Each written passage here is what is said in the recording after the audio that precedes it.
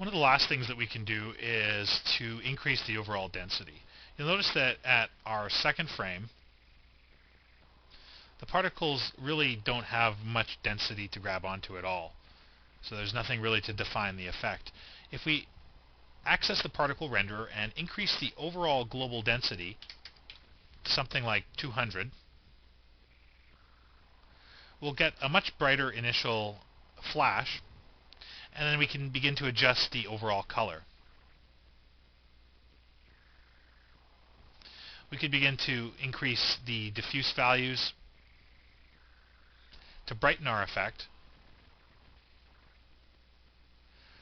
or begin to work with the gradient shaders to control our values even more. So if I was to increase the per particle age percent influence, I should be able to add a bit more white, a bit more of a tint, to blow out these particles.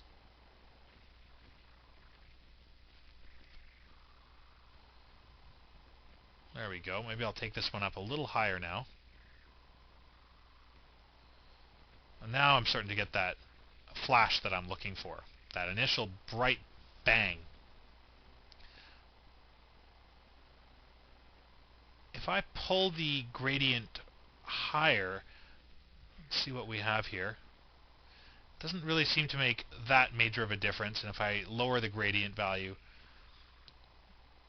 not too much of a difference either, so very subtle. So what I'm actually going to also do is increase the intensity or influence of my third per particle attribute. If we're not seeing any detail changes here, and again what I'll have to do is kind of truck in a little closer, we'll definitely see them at the upcoming frames, but I really want to try getting some detail out of this. And part of the problem is that our marching settings are low, if you'll remember. And we may even have to go in and decrease our lookup table.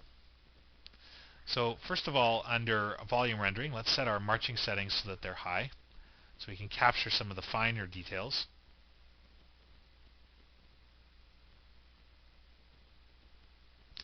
And right away we get a sense that we need more density.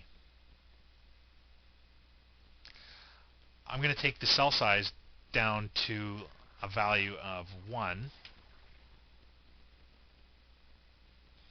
And keep in mind that my aliasing is also at a very low, value.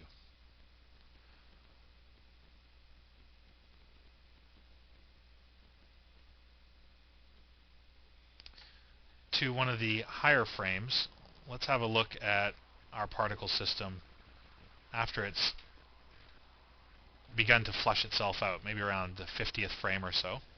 We should get quite a lot of action within our cloud. We should have a very nice burning particle cloud. I may need to introduce a few more gaps or little pieces of burn, different temperature particles to control the size of the effect. The particle system is still quite hot at this point. So at this point I can begin to increase the density a little more. So let's take the overall density even higher.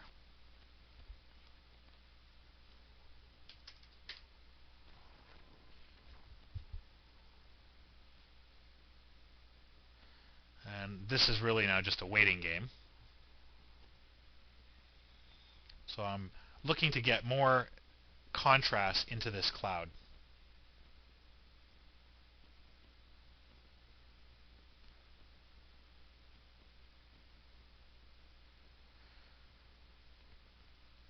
So you can see we're adding little extra bits here and there.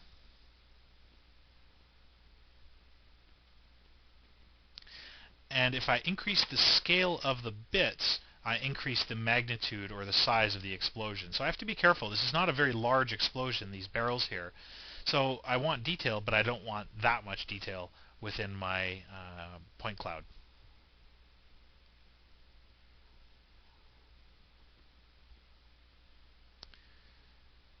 I could edit the fractal scalar shader as well and decrease or increase the contrast between my burning bits and my burnt bits. So this is starting to look a little better, closer to what I originally had in mind.